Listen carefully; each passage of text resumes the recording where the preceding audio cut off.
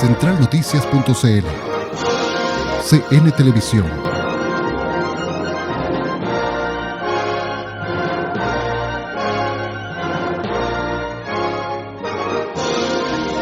La historia es nuestra.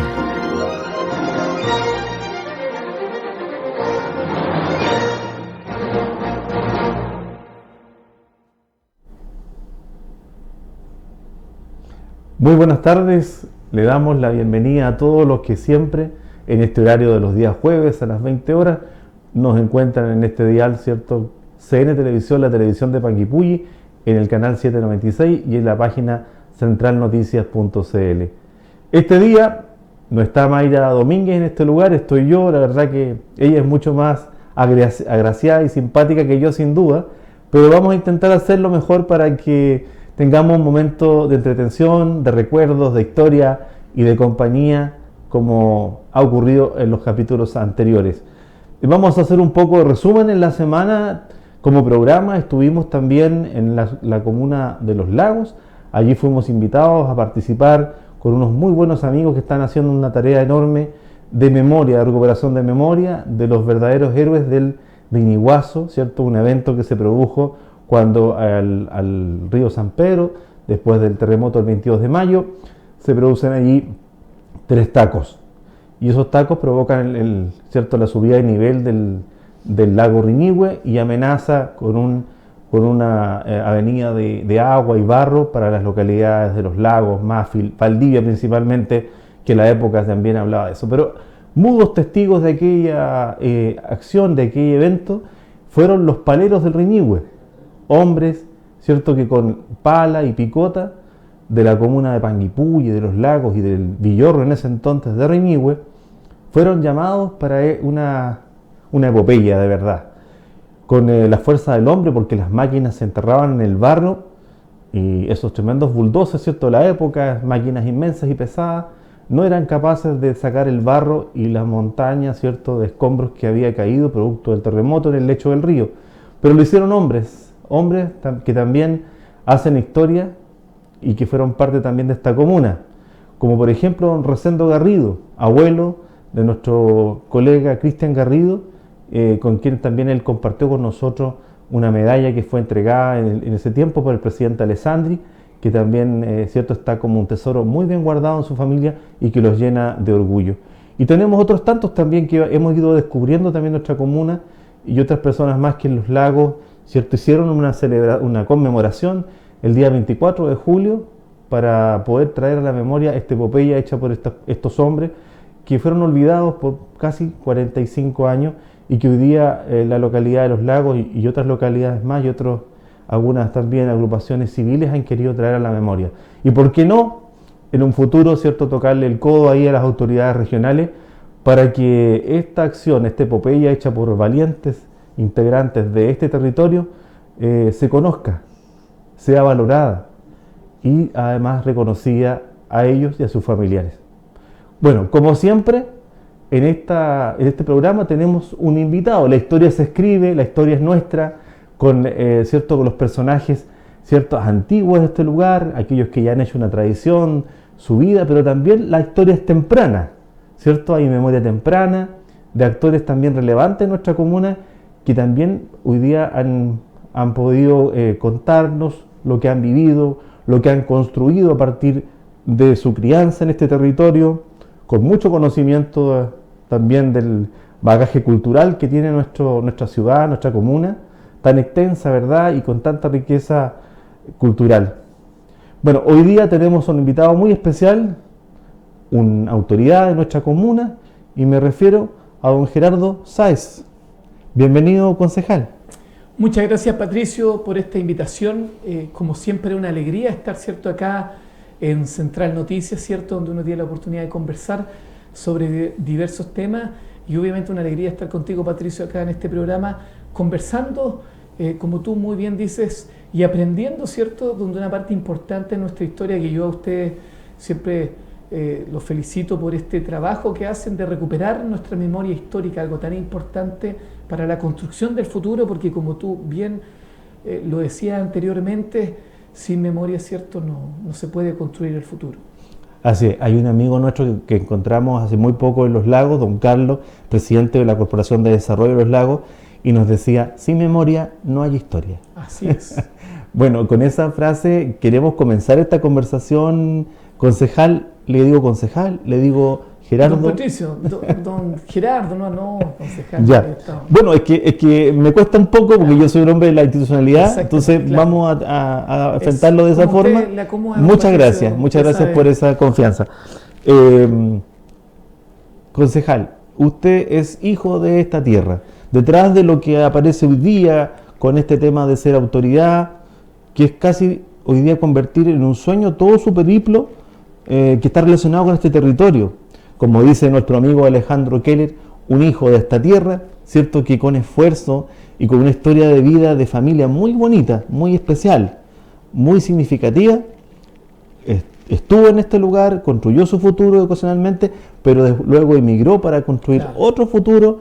Allí tuvo, ¿cierto?, experiencia en el mundo dirigencial estudiantil, y luego retorna a la comuna, ¿cierto?, a construir otros tópicos como la cultura. A usted se le conoce, ¿cierto?, como un agente cultural, una persona que está muy inmersa en ese mundo. Los cultores de nuestra tierra lo reconocen así.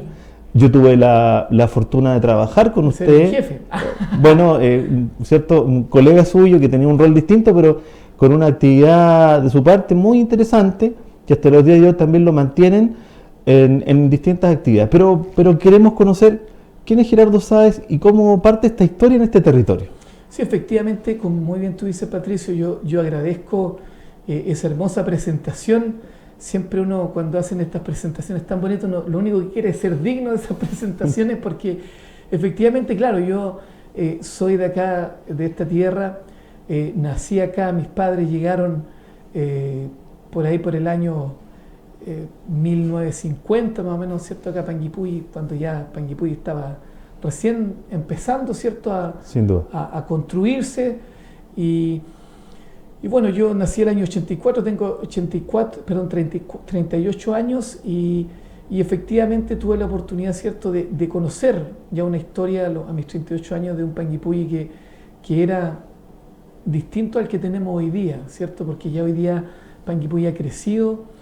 Yo tuve la oportunidad también de, como tú dices, de salir afuera y también de cumplir un sueño que tú lo verbalizabas muy bien, que tiene que ver con tener el honor, ¿cierto?, de llegar a tu comuna y humildemente desde este espacio, con los pequeños útiles que uno tiene de repente, que tiene que ver con la voluntad y las ganas de desarrollar Panguipulli, ser parte, ¿cierto?, de los procesos de desarrollo de la toma de la decisión como el Consejo Municipal. Así que, como tú bien dices, yo muy alegre, muy contento de haber vuelto a Panguipulli, y también, como tú dices, siempre recordando y aprendiendo, porque yo he aprovechado, como tú bien dices, por medio de la oportunidad de conocer del área cultural, de conocer un poco de lo que es Panguipulli, que tuve la oportunidad, Patricio, y yo siempre se lo voy a agradecer, porque yo, como tú dices, vengo del área de la gestión cultural, pero el área de la memoria, del patrimonio, un área que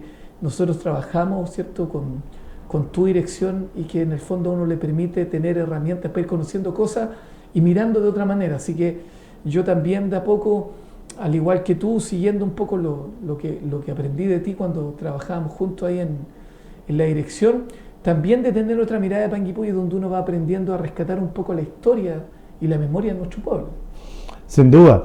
En ese mismo contexto, concejal, hay una persona que es muy especial para usted. Lo vemos siempre acompañada de esta persona en la calle, y usted muy ocupado de eso, y la comuna también lo tiene muy presente. Sí, lo sabe, lo conoce y lo reconoce.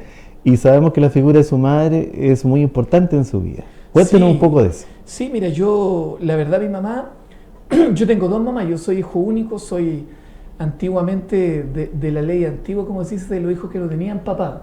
No sé si te acuerdas que sí, me acuerdo. El año 96, recién con el presidente Frey, ya se desnaturaliza una realidad que significaba que habían hijos de primera y segunda categoría. Yo soy de los hijos guyenes, como dirían antiguamente los antiguos de Panguipulli, los hijos guachitos guyenes, dicen los mapuches, guyen. Antiguamente se decía así cuando alguien no tenía papá. Entonces, a mí me crió mi mamá con una hermana acá, y mi mamá es una mujer obviamente muy especial para mí, pero también mi mamá es parte de la historia de Panguipulli, porque mi mamá tiene uno de los pocos expendios de cerveza que hasta el día de hoy quedan en Panguipulli, porque antiguamente Panguipulli fue en su año, yo te hablo 50, 60, 70, fue un año donde las cantinas donde se vendía alcohol, expendio de cerveza, cantina y todas estas cosas eran una parte importante de nuestra realidad y de nuestra atmósfera local, porque antiguamente, por ejemplo, Panguipulli era un lugar muy visitado por mucha gente, porque antiguamente esta era una zona maderera. Así es. Estaban los estibadores, donde uno tiene cierto el muelle, antiguamente ahí entraba la madera de elenco, venían todas esas cosas, que era un mundo muy productivo, muy distinto a lo que tenemos hoy día, que yo mismo, yo no me lo imaginaba antes, esta realidad. Y mi sector donde yo vivo, Patricio, es un sector donde estaban todos los expendios de cerveza y bares. Ahí el de mi mamá es el único que queda, pero al frente había otro que era famoso, que era una casa de cena que se llamaba, porque era lo que se dice, por decirlo como un nightclub, podríamos decir en los tiempos de hoy día. Antiguamente se le decía la casa de cena. Y en la esquina habían 2 expendios de cerveza más, donde en el fondo uno retrataba en esta cuadra de mata que era como con el Matadero, que es la calle paralela, que eran las calles en el fondo patrimoniales, claro, ¿cierto? Y podríamos decir como, no sé si suena bien del bajo fondo, pero era decir donde el centro estaba en Martínez de Rosa y acá la gente bajaba y era gente más popular, ¿cierto? A vivir, a cubrir otras necesidades. Claro, en el mundo popular. Sin duda. Mata y Matadero, mundo popular. Yo como dato duro le quiero contar que en los años 54 la cantidad de habitantes en la comuna de Panguipulli, sobre todo en el interior, sumaban 35.000 habitantes. Así que era muy similar, hoy día tenemos 34.000 y fracción, entonces la actividad, tal como usted lo menciona, era gigante en torno al trabajo de la madera. Agregar un solo dato, ya en los años 1906, Lacoste, Fernando Camino y otros más soñaron con generar un tren que fuera desde Bahía Blanca en Argentina hasta Valdivia, y con el proyecto que ellos tenían, con la compañía que crearon, ellos ya hicieron algunos tramos que pasaban por el borde del lago Lácar, llegaban a Panguipulli, cruzaban la frontera en un sistema, en ferrocarril me refiero, en un sistema intermodal, tomaban los vapores que circulaban en ese tiempo en Panguipulli, que eran mucho más que Elenco, eran aproximadamente 16 vapores. Imagínense. Llegaban a Panguipulli y en camión se iban hasta Lanco, y en Lanco tomaban un ferrocarril y distribuían el resto de las cosas. Era un sueño gigante. Ya en 1906 estas personas soñaban con esta idea de unir los 2 océanos en ese tiempo. Imagínense. O sea, Panguipulli, como tú bien dices, era una realidad distinta de una construcción en base, ¿cierto?, al motor económico que significaba la producción de madera gigantesco. Pero detrás de esto también hay otro sentimiento encontrado, concejal, que es el extractivismo que sufrió este territorio. Sí. Y luego de eso viene, ¿cierto?, todo el golpe político que recibimos con la persecución, con el desaparecimiento sistemático de muchas personas y el dolor que aún se mantiene en el interior de nuestra comuna. Y el recuerdo, además, cuando se hace justicia hace pocos años atrás y se declaran monumentos nacionales varios hitos y edificaciones del sector de Neltume que también dan cuenta de la historia. La historia, como siempre decimos, tiene varios puntos de vista, y la historia completa hay que también encargarse de contarla. Claro. Bueno, volviendo un poco a lo que es Gerardo Sáez, ya hablamos de sus orígenes, de su inicio, ¿cierto? Y también esta relación tan especial que tiene con su mamá, y lo afortunado que fue porque tuvo 2 mamás, así que hay una doble apoyo en ese sentido. Bueno, luego de esto, ¿cierto?, comienza el trabajo de prepararse, de estudiar, aquí mismo en la comuna, y luego hay una faceta que no conocemos tanto, que es cuando llega a Valdivia y se convierte en un flamante dirigente estudiantil. Claro. Ya en los momentos a veces más duros de los movimientos estudiantiles, en esos momentos, digamos, en Valdivia, donde yo hago este ejercicio porque a veces las cosas siempre se centralizan, ¿cierto? Entonces, lo lógico que pensaría que tal vez los grandes dirigentes de estos movimientos son valdivianos, son gente No. que tiene ese bagaje cultural, que nos enfrentamos siempre a Valdivia. Yo soy valdiviano de nacimiento Claro. y le puedo decir que la idiosincrasia de ese lugar es bien especial. Ahí se han generado Claro. grandes liderazgos estudiantiles. Y que una persona de este pueblo, de este lugar, llegue allá y haya liderado, ni más ni menos, la asociación, o en este caso la Federación de Estudiantes de Valdivia, no es poco, no es menor.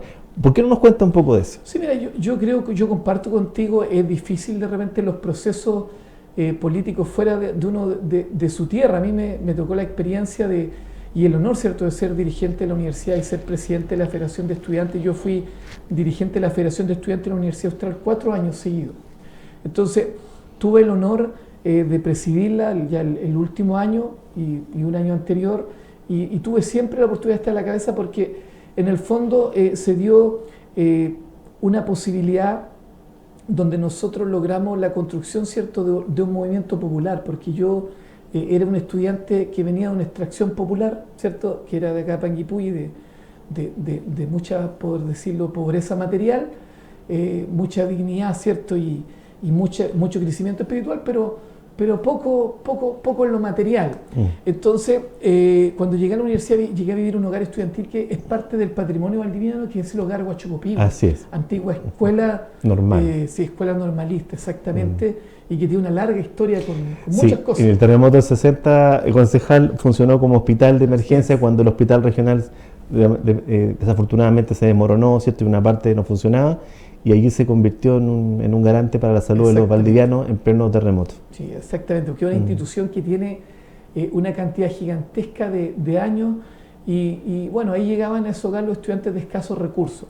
Entonces nosotros desde ahí, porque antiguamente, hoy día, a veces uno analiza, que legítimamente, las reivindicaciones que hoy día hay, y uno igual puede ver cómo ha avanzado la sociedad, porque a veces igual hay que decirlo, se logró avanzar un poco y eso a veces no se ve. Yo empecé a ser dirigente en la Universidad Austral de Chile en una época muy dura cuando se normalizaban cosas que hoy día no serían ni aceptables y estarían en juicio eterno. Así es. Por ejemplo, voy a poner un ejemplo, en la Universidad Austral había algo, y en todas las universidades tradicionales, que se llamaba la fila del hambre. ¿Ya? Quería preguntarle sobre eso. Y la fila del hambre era que en la universidad tienen casinos gigantes, entonces, por ejemplo, entregaban 1.000 bonos, por decirlo, pero 300 1.000 bonos. becas de alimentación. Claro, exactamente, sería porque la universidad tiene 15.000 estudiantes, 8.000 sí. tiene el campus Teja, entonces entregaban, por decir, 1.000 becas de alimentación. Y no había más que eso. Claro. Entonces, se contaba los que pasaban y las raciones que quedaban, se hacía pasar una fila que había de gente que estaba esperando una hora estudiante en la universidad de distintas carreras esperaba. Entonces, decían ya, sobraron 50 cupos, entonces los 50 pasaban a comer y los otros le decían, si había una fila de 200, no sabe que usted no alcanzó a comer, y los más, ya con más personalidad, daban la vuelta al otro lado, iban a ver a quién le sobró una manzana, un pedazo de pan, ¿me entiendes? Y lo veían así, y el que no comían. Entonces nosotros muchas veces enfrentamos ese proceso como estudiantes de repente de escasos recursos, y claro, los tomamos ese casino muchas veces, reclamando contra ese proceso. Los tomábamos al casino, me acuerdo, y repartíamos toda la comida, las señoras ahí lloraban ahí al lado de las cosas, era un tema medio tragicómico, pero era un proceso de reivindicación del derecho a que era indigno en el fondo que los estudiantes no comieran. Para las personas que nos escuchan hoy día, tal como lo está contando con la crudeza, hoy día nos reímos un poco del tema. Pero, claro, sí, claro. Por eso lo digo. Pensar que hay gente que estaba esperando que los otros comieran para poder sacar de las bandejas lo que les sobró y poder comérselo. Esa es la realidad. Sí. Y yo viví una realidad más dura cuando estuve en la universidad. Yo estoy hablando del 2000, 2004. Yo soy del año 88 hasta el año 89, hasta el año 90, más o menos 91, qué sé yo. Y vivimos cosas mucho más duras, digamos, pero muy cosas parecidas. Pero como federación, un paréntesis, digamos, solo para hacer la analogía de lo que usted menciona con lo que lo que yo viví en ese tiempo, nosotros teníamos la federación abajo de la Facultad de Ingeniería. Claro.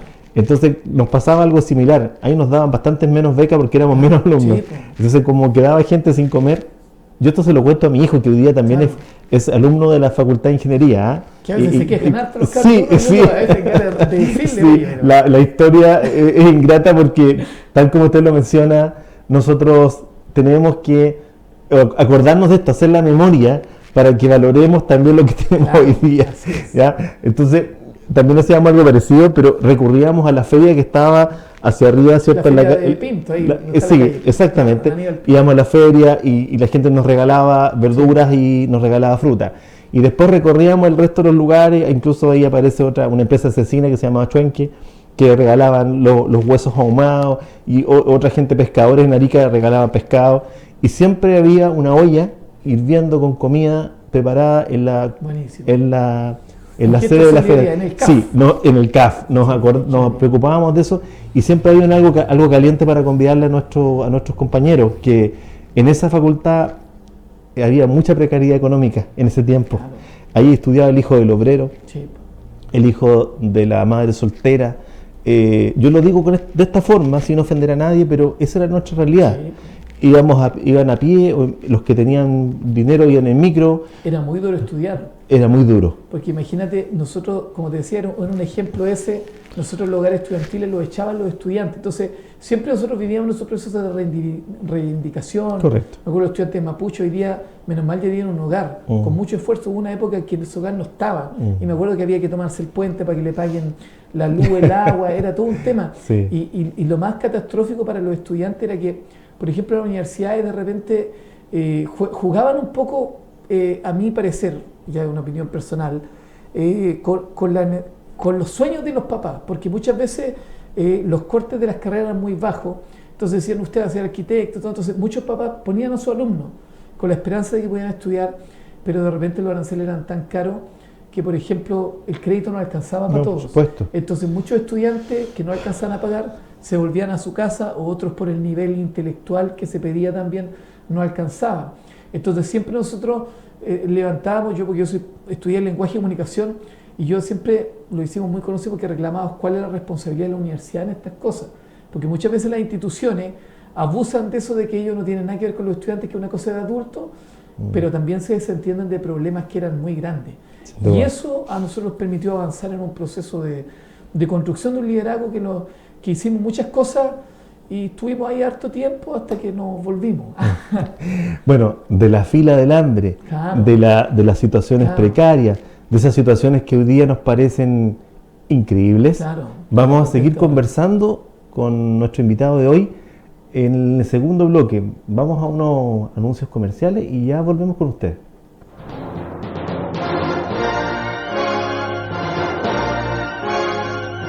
Centralnoticias.cl CN Televisión.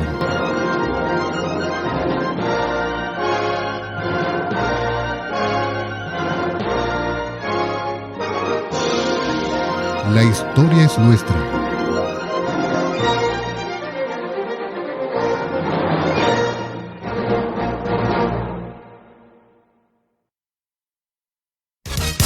Si está pensando en construir, ampliar o remodelar, diseñe con nosotros. Ferretería Jaramillo Chile Más. En nuestro local de Ancacomoe le esperamos con todo lo que necesita para su proyecto. Te invitamos a conocer nuestro amplio espacio. Todo en maquinaria agrícola y jardín. Todo en herramientas. Además, ven a conocer nuestra línea calefacción para este invierno. Somos Ferretería Jaramillo Chile Más. Te esperamos en nuestra sala de ventas en Ancacomoe.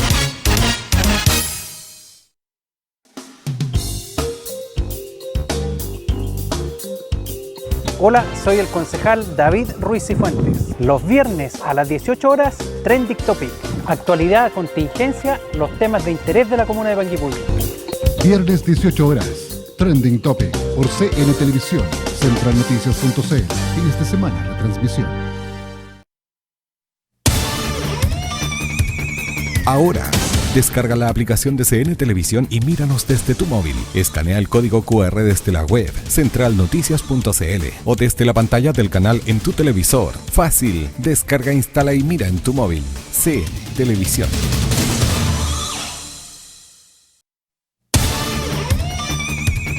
Ahora, descarga la aplicación de CN Televisión y míranos desde tu móvil. Escanea el código QR desde la web centralnoticias.cl o desde la pantalla del canal en tu televisor. Fácil, descarga, instala y mira en tu móvil.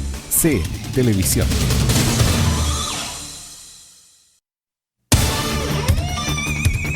Ahora, Descarga la aplicación de CN Televisión y míranos desde tu móvil. Escanea el código QR desde la web centralnoticias.cl o desde la pantalla del canal en tu televisor. Fácil, descarga, instala y mira en tu móvil. CN Televisión.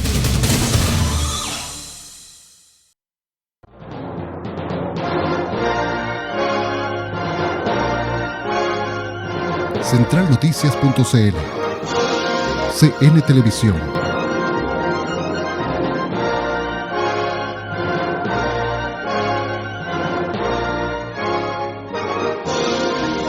La historia es nuestra.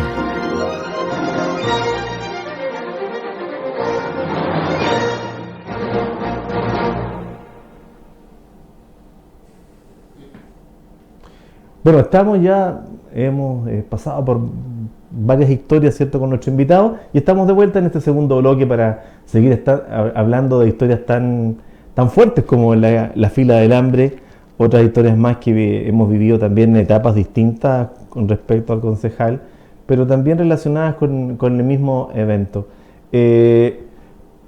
Nosotros teníamos que pelear el crédito fiscal, que así se llamaba, Así es. y había una lista que salía y uno sabía cuánto le otorgaban y después de eso decidía si estudiaba o no ese año. Así es. Porque todos los años cambiaban las cosas. Exactamente. Sin ser partidario del crédito convencional del Estado, para que nadie me malentienda, al menos está el dinero disponible, sin duda es una deuda bastante poco feliz, Claro. pero se podía tomar mejor de manera la decisión de que uno podía estudiar, que iba a tener el acceso a estudiar, independiente de que tuviera que pagar, ¿cierto?, en forma diferida el costo que eso significaba. Pero en ese tiempo, concordemos que no podíamos tomar la decisión así, no estaba la plata disponible y había que esperar el resultado de la postulación y de cuánto porcentaje nos daban. Por ejemplo, un estudiante de arquitectura que el arancel, no sé, pues en esa época ya costaba más de 2 millones de pesos. En esa época, estamos hablando de 20 años atrás, si el crédito era de 1 millón de pesos y tú no podías estudiar, No, por supuesto. porque si tus papás ganaban en esa época el sueldo mínimo eran 92.000 pesos el año 2002. Entonces, si el arancel costaba, si te daban 1 millón de pesos y tú no tenías los otros 140.000 pesos, que era más que lo que te daba el arancel, claro, era muy difícil.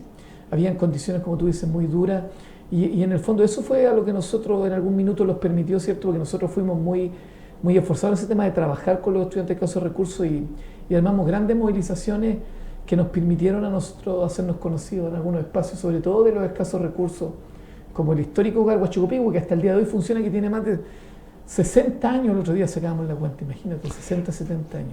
Cuando fueron... ahí está Huachicopihue, gracias, productor. La hicimos después de una movilización, porque antes no estaban esas, se pasaban, y la logramos también ahí vivían las niñas, ese hogar se llama Licarayén. El segundo piso es el hogar Licarayén, y el de abajo es el hogar Huachicopihue masculino, una parte. Entonces arriba estaba un hogar chiquitito de 35 mujeres, donde estudiaban muchas chicas de Panguipulli también. Bien.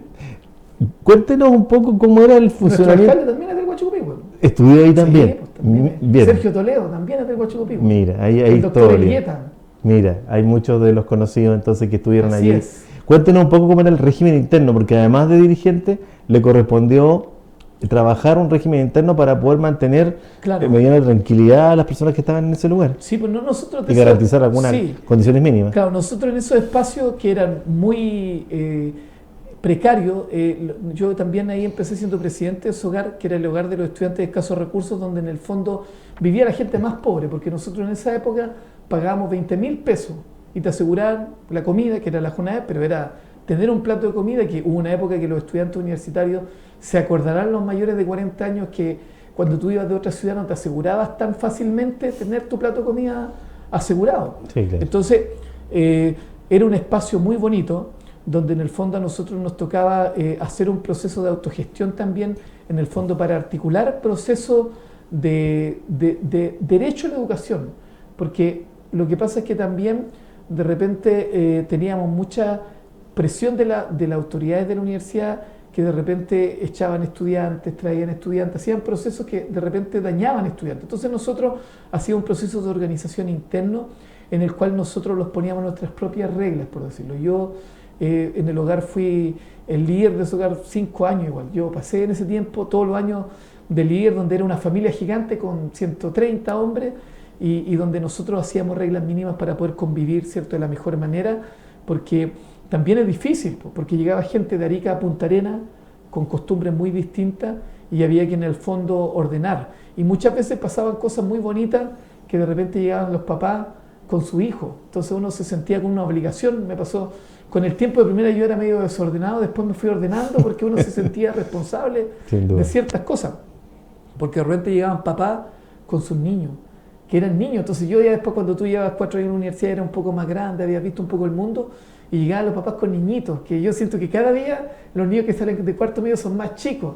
No sé si yo voy siendo viejo, pero me va pasando que los veo más chiquititos. Entonces llegaban y te encargaban los hijos y decían que no le pase nada, que se cuide, porque ahí tú en la universidad tampoco tienes ningún tipo de regla. No, porque se abre el mundo. Y si eso no se controla adecuadamente, las cosas pueden ser muy complejas. Exactamente, porque a ti en la universidad no te va a ir a buscar un profe que tú vayas a clase, que estudie. Ahí en la universidad en Valdivia hay carrete de lunes a domingo, ¿cachai? El centro Esmeralda y funciona todos los días. Entonces, si un niño se descontrola y no estudió, pierde semestre. Y muchos niños quedan sin su carrera porque no tuvieron la capacidad del autocontrol. El acompañamiento también. Claro, o esta salida tan más temprana, con niveles de inmadurez un poquito incompletos. Exactamente, entonces tocaba un proceso muy bonito de trabajar, ¿cierto?, con la gente de más niños y de acompañar. Pues entonces, como tú dices, fue un proceso muy bonito de mi vida donde tuve la oportunidad de trabajar y de construir, ¿cierto?, con mucha gente y el orgullo que siempre uno le da fue que mucha gente se tituló a la universidad gracias humildemente a los pocos esfuerzos que uno de repente hacía. Y muchas veces yo me río porque tuve muchos compañeros que se titularon mucho antes que yo, porque yo me titulé muchos años después. Entonces uno después me reía y muchas veces encontraba gente que de repente lo echaban de la universidad, porque antiguamente te acuerdas que igual echaban un estudiante que se echaba un ramo por segunda vez, por tercera vez lo echaban de la universidad. Entonces, así es, iba a una comisión y claro, si la comisión lo aceptaba podía tener una opción y si lo contrario tenía que tomar sus cosas e irse. Lo que era catastrófico para familias porque significaba la oportunidad entre ser estudiante o ser un obrero, que yo conozco mucho. Sí, porque convengamos también, concejal, que antes no habían tantas universidades privadas. No, claro. Uno estudiaba en una universidad tradicional y si no estudiabas ahí no habían otros espacios. Claro. Eso también es importante mencionarlo y dejarlo bastante claro. Exactamente, y no habían tanto acceso a beneficios, entonces los chicos si no estudiaban podían, claro, se destinaban su vida a ser un obrero. Y eso en la época también, digamos, en que el conocimiento estaba en poder de los libros y de los profesores. Así es. Hoy día no es así, hoy día la información fluye de una manera mucho más fuerte, más rápida. Y en ese tiempo no era así. Yo me recuerdo, y usted también debe acordarse, cuando uno tenía que reservar un libro para poder, con mucha anticipación, para poder tener el conocimiento, estudiar para la prueba, porque tampoco era una cosa muy fácil. Y como no había tantos recursos, el tema de las fotocopias funcionaba, pero hasta cierto punto. Claro. Así que se juntaban un grupo de estudiantes, entre todos pagaban la fotocopia del libro y se la hacían transitar durante un tiempo para poder llegar al examen y darlo adecuadamente. Así es, muchas peleas con los compañeros de la biblioteca porque alguien se adueñaba del libro y lo pedía 2 veces seguidas. Así es. Entonces, claro, era una realidad donde todavía la tecnología no llegaba como llegó ahora. Así es. Nosotros no. Libros digitales y otras cosas más. Porque esta revolución ya acá en Chile ya llegó definitiva para quedarse el 2008, 2009, ya. Así es. Ahí empezó a florecer el internet. Con acceso a las personas más comunes y con poco ingreso. Antes estaba, pero era de un grupo privilegiado solamente. Exactamente. Antes uno empezaba el 2008 a chatear nomás, recién chateaba, ¿no? Y se miraba y encontraba chistoso, uno le decía hola a otro y el otro te hablaba y uno se reía. Se acordará, él hablaba con las chiquillas. ¿Alguna anécdota que nos pueda compartir, que se pueda contar y que nos pueda compartir también de aquellos años? Sí, harta. Mira, yo tenía siempre una anécdota porque uno de los defectos sí que yo creo que yo tenía en la universidad cuando teníamos estos procesos era que uno era bohemio. Entonces ahí nosotros ahí en Huachiupí, donde en el fondo era un sector muy ¿cómo se llama? Muy residencial, nos tocó en un minuto, por ejemplo, hacíamos todas las semanas carretes, por decirlo, los fines de semana sí ya los desordenábamos. Entonces en un minuto la junta de todas las sociedades publicaron una carta en el diario ya completa con mi nombre y con mi foto diciendo, oye, que dejaran el show de los carretes los fines de semana. Así que cosas así, eso sí me pasaba antes, que de repente veía que los vecinos decían, oye, aquí... Y él es el culpable, y con foto en el diario Austral. Yo voy a buscarla. ¿Guardó ese diario, no? Claro, pero me llegó, parece que lo tengo en la casa, no lo he buscado. Me vi un par de veces ahí. Bueno, si no lo encontramos ahí, está en los anales de la historia. Yo lo pensé, porque fue muy chistoso eso, porque de repente, claro, ¿no? Bonita etapa, yo creo, de vida, donde uno en el fondo se siente orgulloso de ser panguipullense, porque como tú dices, ser panguipullense y tomar un liderazgo como este igual es un honor, porque son cosas que son grandes y que sin duda es un orgullo. Así que yo feliz porque Panguipulli siempre está presente en todas partes, y eso para un panguipullense, todos lo saben, es bonito cuando uno dice Panguipulli, es una alegría. Sin duda. Bueno, entonces de la época universitaria nos vamos también al área política, claro, ¿cierto? Donde también hubo ahí varios procesos relevantes, sí, porque no es primera vez que se postulaba al cargo de concejal, claro. Y luego de este paso, bueno, llegamos hasta este minuto. Sí. Pero antes de eso hay una beta cultural que a mí, claro, de gestión cultural, que a mí también me gustaría que las personas que nos escuchan hoy día conocieran. Claro, exactamente, Patricio, como tú dices, yo tuve el honor, cierto, de trabajar contigo. Tú fuiste mi jefe ahí en la dirección de turismo, yo fui encargado de cultura en la municipalidad. Pero antes de eso estaba ya exactamente, en claro, esa tuvimos una fusión ahí, sí, en un minuto por la modernización del municipio, y claro, yo tuve la oportunidad de poder un poco colaborar, ¿cierto?, con la gestión cultural aquí en Panguipulli. Yo, por todo este tema de la universidad y por otros trabajos anteriores y por mi formación profesional también, siempre he estado vinculado al área cultural. Y lo bonito de esto, Patricio, que es una oportunidad para uno de aprender, porque al final uno como gestor cultural, uno al final, a mí me pasa como cuando yo soy fanático de la lectura, entonces uno dice, como dirían los socráticos antiguos, uno sabe que está aprendiendo cuando siente el tocar de la musa, como dice, y uno se da cuenta de lo ignorante que es, porque lo único que tiene que es la ambición de seguir aprendiendo.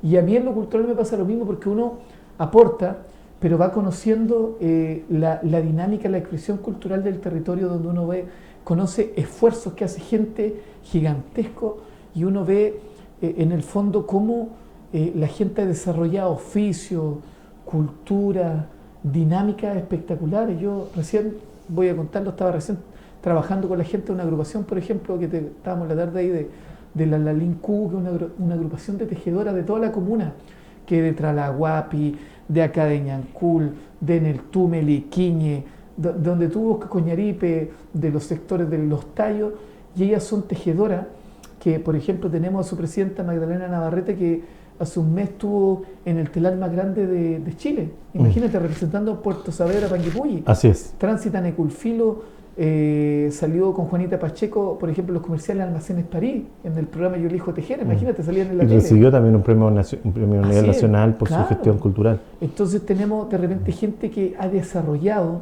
un nivel de expertise en su oficio, que uno de repente dice, chuta, aquí nosotros nos falta ponerle más el hombro, ¿me entiendes? Entonces yo, para mí, mi experiencia como encargado de cultura fue una oportunidad de aprender, que hasta el día de hoy lo sigo haciendo, que un poco acompañando a esta gente que son, en el fondo, la gente que tiene... Los gestores, digamos. Claro, los que tienen el talento, claro. Y uno trata de acompañar porque ve tremendos trabajos que uno, lo que pasa en el Museo de la Memoria, que ha reconocido internacionalmente, los tejedores, los artesanos de la madera, ¿me entiendes? Hoy día, por ejemplo, hay tantos procesos culturales acá en Panguipulli que están pasando, y que a veces uno no lo saca como uno debería hacerlo, ¿me entiendes? Sí, lo entiendo perfectamente, porque es un poco lo mismo que me pasa a mí en algunos momentos cuando uno quisiera hacer estos procesos mucho más rápido.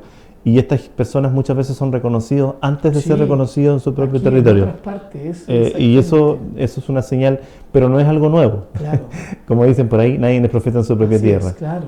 Bueno, de esos procesos yo recuerdo los viernes musicales, los viernes, ¿cierto?, culturales. ¿cierto? Que yo lo hicimos cuando estábamos trabajando juntos, que fue una idea cuando no teníamos posibilidad de mirarnos a la cara y, claro, ¿cierto? Y estar juntos por el tema de la pandemia. Fue un proyecto muy bonito, ¿cierto? Que fue una idea que tú tuviste cuando llegaste a la dirección. Me acuerdo que el piloto, ¿te acuerdas? Lo hiciste tú con Carlos Coronado, ¿te acuerdas? Así es, partimos con Carlito en una oportunidad y luego el modelo usted lo tomó y lo desarrolló, claro, con el resto de y fue muy interesante. Fue muy bonito porque en el fondo los artistas, sobre todo los músicos, lo valoraron mucho. Sí. En momentos donde no había mucho ingreso también. Yo de primera, como yo te decía, Patricio, porque nosotros lo conversábamos y yo no le tenía tanta claro que no lo asociaba, ¿me entiendes? Y cuando lo vi, tú lo hiciste con Carlos, salió tan bueno y dije, y empezamos después, ¿te acuerdas? Así es. Y hicimos un recorrido por una parte importante de los cantautores y músicos de Panguipulli y fue muy bonito sobre todo para ellos, porque muchos de ellos, como tú bien dices, sintieron que fue un reconocimiento a su trayectoria. Y que además seguimos funcionando en un momento cuando no se pensaba en eso como primera necesidad. Así que fue importante. Fue un reconocimiento al mundo cultural que muchas veces queda postergado. Ahí aparecieron también como dicen nuestro amigo Rudy Aro, tenemos un programa, ¿cierto? En este caso con Lo Nuestro en la radio acústica, y él habla de los sonidos de la tierra, de esta tierra, ya que empiezan a aparecer con los cantautores nuestros los verdaderos sonidos de lo que somos como pueblo, digamos. Así es. Y en esos ensambles de sonido han transcurrido un tiempo y ya se están las piezas como estabilizando y aparecen estos creadores con cosas maravillosas que nos sorprenden. Sí, exactamente. Y también se ha dado un fenómeno ahí, Patricio, muy interesante, y es que yo observo cómo los ven los que llegan de afuera a nosotros. Porque, por ejemplo, hoy día tenemos a Claudio Madariaga, que ya es un hijo de Panguipulli también, así es, que ha desarrollado un tremendo trabajo de rock fusión. Entonces, a mí siempre me gusta su trabajo porque veo cómo lo ve una persona que de afuera, cómo identifica a Panguipulli. Lo mismo pasa con Andrés Acevedo, ¿cierto? Un documentalista que también llegó. Lo conocemos y ha hecho cosas maravillosas también con nosotros. Y así muchos otros músicos que van diciendo, mire, yo veo esto de ustedes, y uno lo sirve para ir construyendo. Entonces, como tú bien dices, aquí es tan amplio el mundo cultural en Panguipulli que a veces es difícil abarcarlo todo, pero yo creo que cada día se va avanzando un poquito más en apoyarlo, porque yo creo que Panguipulli, si tú me preguntas a mí, una de las fuentes de desarrollo que tiene hoy día es exportar un mundo cultural, ¿cachai? Es exportar bienes y servicios relacionados al turismo de observación, ¿cierto? Entonces, todos estos elementos de nuestra identidad son muy importantes para la construcción de un Panguipulli no extractivista, que es lo que todos sueñan. Y lo otro, complementar con un relato patrimonial propio, las personas que, por ejemplo, hoy día venden sus productos, pero que necesitan incorporar una historia, la propia historia, para ser más atractivo, para agregar valor a lo que hoy día ya es hermoso que realizan, como por ejemplo nuestros artesanos. Entonces, detrás de cada pieza de madera hay una historia, detrás del artesano también hay una historia de sacrificio y de entrega para llegar a lo que hoy día es, y esa historia también es importante rescatarla y además que ellos se apropien de ello para que su relato aparezca y también sea parte del producto que están entregando a nuestros visitantes. En eso estamos empeñados hoy día. ¿Ya? Y contar que, por ejemplo, el sábado partimos con un piloto de una escuela de anfitriones turísticos patrimoniales que van a ser 6 jornadas, donde son jornadas de teórica para ayudarles a trabajar el relato a cada uno de ellos, y después la segunda parte es el encuentro que tienen con un gestor cultural o algún personaje relevante de nuestro territorio para que también compartan con ellos. Parte de la casona cultural este día sábado a las 10:30 y termina a las 13:30. Van a estar todos los sábados. Y es un piloto concejal que vamos a tratar de implementar para que muchas más personas les ayudemos, les colaboremos a armar su propio relato, su propia historia. Y qué bien le va a hacer a Panguipulli, porque eso falta, yo lo veo. Hablamos de Valdivia recién, Valdivia, cuando uno va en el botecito, ¿cierto? Así es. Valparaíso, ¿para qué vamos a contar? Entonces nosotros nos falta también tener algo que vender, y tenemos, relato, y lo tenemos. Exactamente, lo tenemos que, como tú dices, afinar. Apropiarlo, sí. Espectacular, Patricio. Bueno, yo quiero ir también a una parte importante. Gerardo Sáez asume como concejal y sin duda, desde esa tribuna, empieza a cambiar la mirada. Y lo que ya sabía, lo que ya había incorporado, se complementa ahora con esta responsabilidad gigante de ser autoridad comunal y con la obligación, sin duda, de poder ir mirando más cosas. Sí, pues, ¿Qué exactamente. pasa con eso? Sí, yo creo que el tema de los... Ahí tenemos una foto Sí. Oye, tío Pinta, mira. de las elecciones 2021. Estoy más joven. En plena campaña. He usado la foto como 20 veces ya, la misma hace como 10 años atrás, pero hay que verse más joven. Entonces, pero ahora está más delgado. sí, exactamente. Mira, yo creo que ser concejal en tu comuna, cuando uno es hijo de esta tierra, es un honor, porque uno quiere tratar de aportar el desarrollo de ella. Y yo creo que hoy día uno lo que hace, yo recorro todo el día, estoy en terreno todo el día trabajando con nuestros vecinos, porque la cantidad de necesidades que tenemos en Panguipulli son gigantescas. Entonces hay que trabajar duro para poder salir del subdesarrollo, porque muchas veces a nosotros nos dicen, cuando vienen las autoridades de afuera, ¿cierto? Dicen, no, ya llega una persona, no sé, una autoridad regional, nacional, y dice, Chile ya salió al desarrollo, y eso es mentira. Nosotros todavía tenemos los problemas de camino, tenemos los problemas de acceso al agua y tenemos los problemas de más mínimos. Hoy día integrales, si uno habla de la pobreza integral, hablamos, por ejemplo, falta de conectividad, de internet, de telefonía y otros más que son, si no es cierto, son los elementos más urgentes, no lo son, pero sin duda nos ayuda hoy día a desarrollar nuestras tareas, nuestros emprendimientos. Entonces, nos faltan muchas cosas, sin duda. Entonces, tal como ese es lo el tema que uno le pasa, que uno al final trata de cada día irselo tomando con más seriedad, porque se va dando cuenta de la cantidad gigantesca de problemas que hay en el territorio. Y como yo te digo, hay un problema con el alcoholismo en el interior de Panguipulli, hay un problema, como te digo, con los caminos, conectividad, educación, ¿me entiendes? Entonces hay muchas situaciones que hay que ir viendo, y la gente está en una pobreza, como tú dices, está en una pobreza muy grande de repente, y hay que tratar de buscar soluciones. Y yo creo que cada día uno se va poniendo más serio nomás y tratando de aportar lo más que puede, porque la cantidad de necesidades que tiene la gente son gigantescas.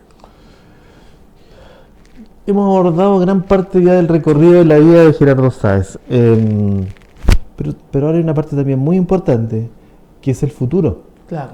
¿Cómo ve Gerardo Sáez el futuro de lo que está haciendo hoy día, además el futuro de la comuna y sus grandes desafíos? Claro, mira, yo creo que uno, como en el caso mío, uno trata humildemente de aportar donde la comunidad a uno le da la oportunidad de estar. ¿Me entiendes? Yo tenía un profesor, Iván Carrasco, que es un destacado académico de literatura de la Universidad Austral de Chile, ya está viejito, ya que es uno de los grandes académicos de Chile en el área, y él decía, yo hago lo que puedo y me pagan lo que quieran, ¿me entiendes? Decía, yo recibo lo que me den, ¿me entiendes? Él hablaba cuando tenía sus temas de discursos por reconocimiento, que él fue amigo de Pablo Neruda, de Nicanor Parra, de uno de los grandes estudios. Entonces, yo pienso más o menos parecido y digo lo mismo, pues yo trato de aportar de donde la comunidad me pone y recibo lo que me den. Y en ese sentido yo creo que el único desafío y el más grande que yo tengo todos los días es de tratar de salir a la calle y de trabajar con mis vecinos todos los días y ver cómo podemos ir avanzando en soluciones todos los días.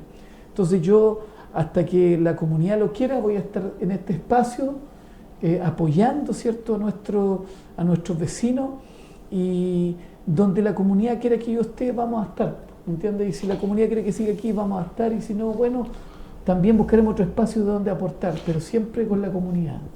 Bien, pero ¿cuál es la visión, cómo sueña Gerardo Sáez la comuna en los próximos años? Mira, yo sueño para Panguipulli, lo primero, mira, Panguipulli tiene una característica, hablábamos al delante, de 30 años atrás de Panguipulli, ¿entiendes? Y una de las grandes características que tenía el Panguipulli antiguo, y que todavía queda de eso, es que Panguipulli era una comuna donde el rico con el pobre se juntaba, se conocía el perrito con el gato, ¿me entiendes? Eran todos amigos, no había...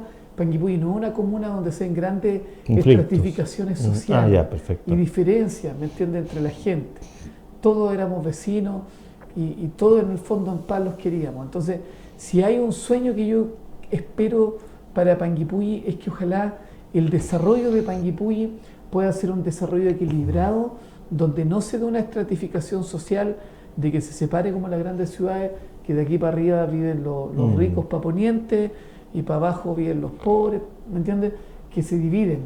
como pasa en frutillar Rahue Alto, Rahue Bajo, frutillar alto, frutillar bajo, ¿me entiendes? Y tú vas analizando muchos sectores, muchas comunas donde después se va estratificando la sociedad.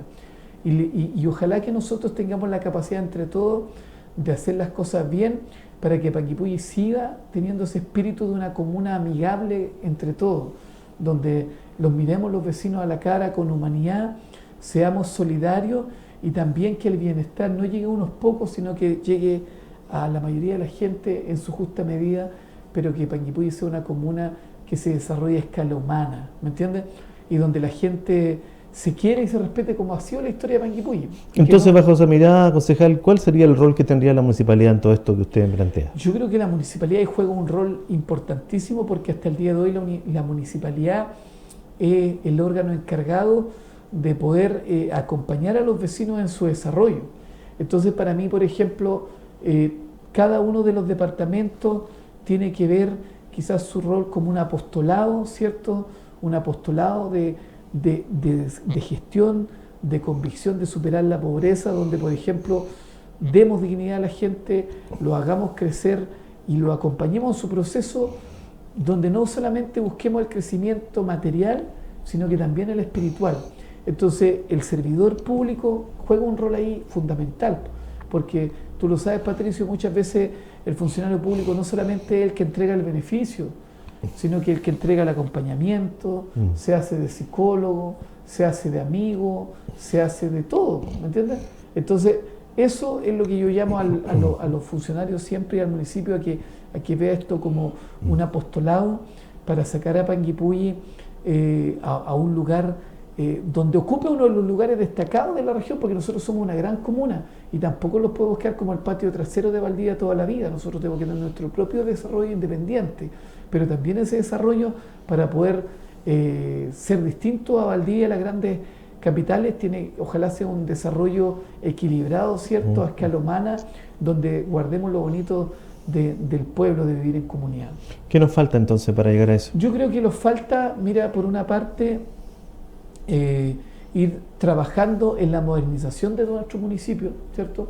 Hoy día nos falta modernizar muchas áreas, dotar de tecnología, ¿cierto?, muchos trámites, tenemos en muchos servicios públicos de repente mucha burocracia que hay que un poco disminuirlo, porque aquí también hay que asumir que mucha de nuestra gente, volvemos al subdesarrollo, todavía no tiene octavo básico, todavía no tiene cuarto medio, y si lo tiene son analfabetos funcionales y muchas veces la gente no sabe quizá ocupar un computador.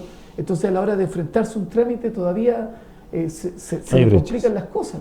Entonces, modernizar el municipio, profesionalizarlo más para que la gente pueda tener mejores respuestas frente a sus necesidades y también profesionalizar los grandes servicios. Tenemos el problema histórico con la notaría, que es un tema ya que la gente, claro, y que ojalá el Estado también ayude a que podamos encontrar soluciones a esas cosas, porque Panguipulli necesita que el municipio sea el motor de desarrollo del territorio y no que los pille el desarrollo a nosotros, al municipio, que muchas veces nos pasa.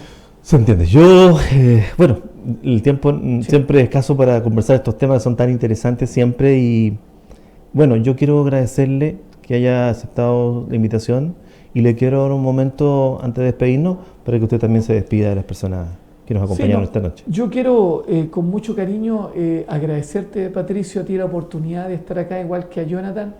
Es una bonita oportunidad de estar en este programa, poder conversar un poco de Panguipulli. Y yo solamente decir que siempre uno como panguipullense se siente orgulloso de ser hijo de esta tierra. Yo me crié acá y siempre tengo ganas de aportar y de ser una parte más del desarrollo de nuestra comuna. Así que, como siempre, a disposición de nuestros vecinos para seguir trabajando en sus proyectos, para que ojalá Panguipulli crezca cada día más y que tengamos cada día una vida más bonita y que el bienestar llegue a todos nuestros vecinos, porque los inviernos han sido duros y ojalá que podamos mejorar nuestra calidad de vida y también que sigamos manteniendo nuestra humanidad como vecinos, porque Panguipulli, si tiene algo que lo destaca, es que Panguipulli siempre ha sido una comuna bonita, donde ni diferencias políticas, ni diferencias deportivas, ni nada ha dividido a nuestra comunidad. Ojalá que siempre seamos ese pueblo hermoso que hemos sido hace más de 40, 50 años. Concejal Gerardo Sáez, Gracias, Patricio. muchas gracias por acompañarnos hoy día. Y a ustedes también muchas gracias en su casa por acompañarnos, por conocer de estas historias, de estas personas que hacen historia, porque como dice nuestro eslogan, la historia es nuestra y la hacen las personas como nuestro invitado de hoy día. Muchas gracias y nos estamos saludando, si Dios quiere, el próximo jueves.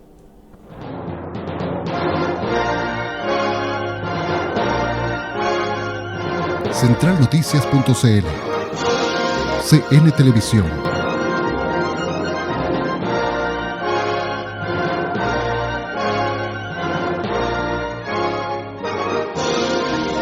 La historia es nuestra.